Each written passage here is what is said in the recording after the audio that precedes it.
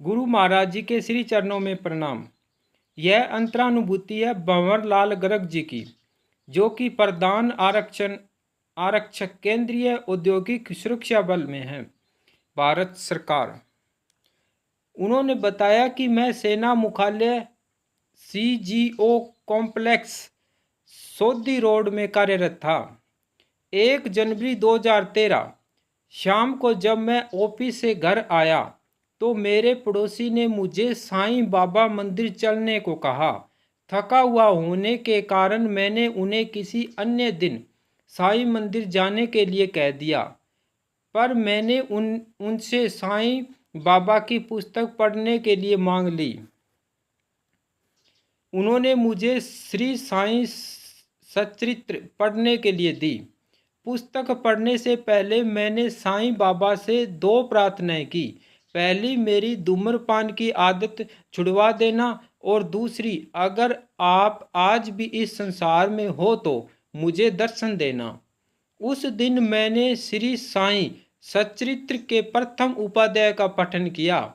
उसी रात मुझे एक दिव्य स्वप्न में साईं बाबा का दर्शन हुआ।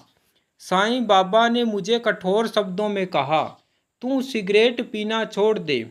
अगर तूने सिगरेट नहीं छोड़ी तो मैं तुझे बताऊंगा।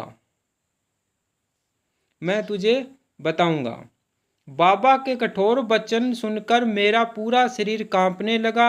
मैंने बाबा से प्रार्थना करते हुए कहा कि मैं अपनी तरफ से पूरी कोशिश करूंगा, लेकिन अगले दिन भी मैंने सिगरेट पीना नहीं छोड़ा।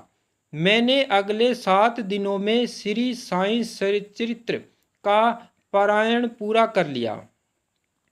तब मैं अपने पड़ोसी के साथ शिरडी साईं बाबा मंदिर गया। मंदिर परिसर में मैंने साईं बाबा के 11 वचन पढ़े। उनमें से एक था, मुझे सदा जीवित ही जानो, अनुभव करो और सत्य पहचानो। मुझे सदा जीवित ही जानो, अनुभव करो और सत्य पहचानो। साईं मंदिर में ही मेरी भेंट एक साईं भक्त से हुई। उन्होंने मुझसे कहा, आपने जो कहा वह आप क्यों नहीं करते? तब मैंने उनसे पूछा, मैं क्या नहीं करता? तब वे बोले, वह तो आज पता चल जाएगा।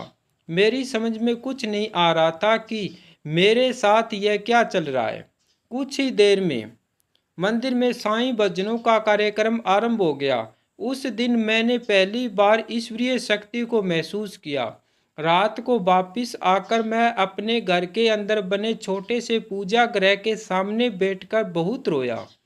उसी रात मैंने एक अन्य दिव्य स्वप्न में गहरे रंग के वस्त्र धारण किए हुए एक बाबा जी को देखा।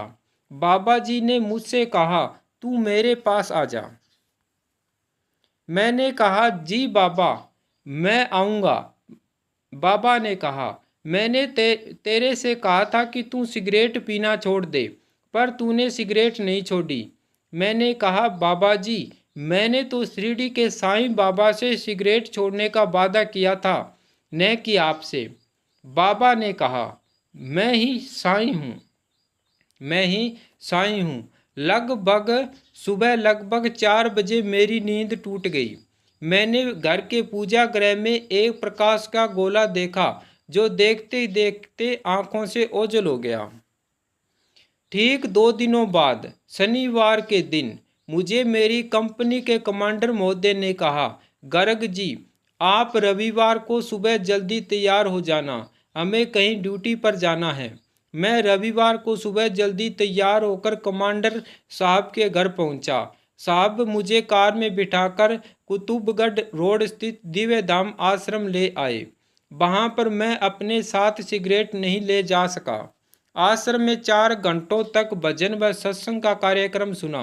कार्यक्रम के अंत में गहरे रंग के वस्त्र धारण किए एक बाबा जी स्टेज पर आए। उन्हें देखकर मैं अचंभित हो गया, क्योंकि स्वप्न में मैंने इन्हीं बाबा जी का दर्शन किया था। मुझे पता चला कि ये तो श्री आशुतोष महाराज जी ही हैं, जिन्हें आश्रम की संगत महाराज जी कहकर संबोधित करती है। तब मुझे समझ में आया कि मैंने जो दूसरी प्रार्थना की थी वो आज पूरी हुई। मुझे साईं बाबा साकार रूप में श्री आशुतोष महाराज जी के रूप में मिल गए। उसी दिन से मेरी सिगरेट भी छूट गई, जो कि मेरी पहली प्रार्थना थी। गुरु महाराज जी की अंतर्यामिता का सबसे बड़ा प्रमाण और क्या हो सकता है। न मैं उन्हें जानता था, न कभी मिला था। मैंने तो अपने घर में बिल्कुल अकेले साईं बाबा के सामने 2 प्रार्थनाएं की थी, फिर भी महाराज जी ने उन्हें सुनकर पूरा कर दिया। उनकी इस पूर्णता को बारंबार नमन है। जय श्री राम, जय महाराज जी की।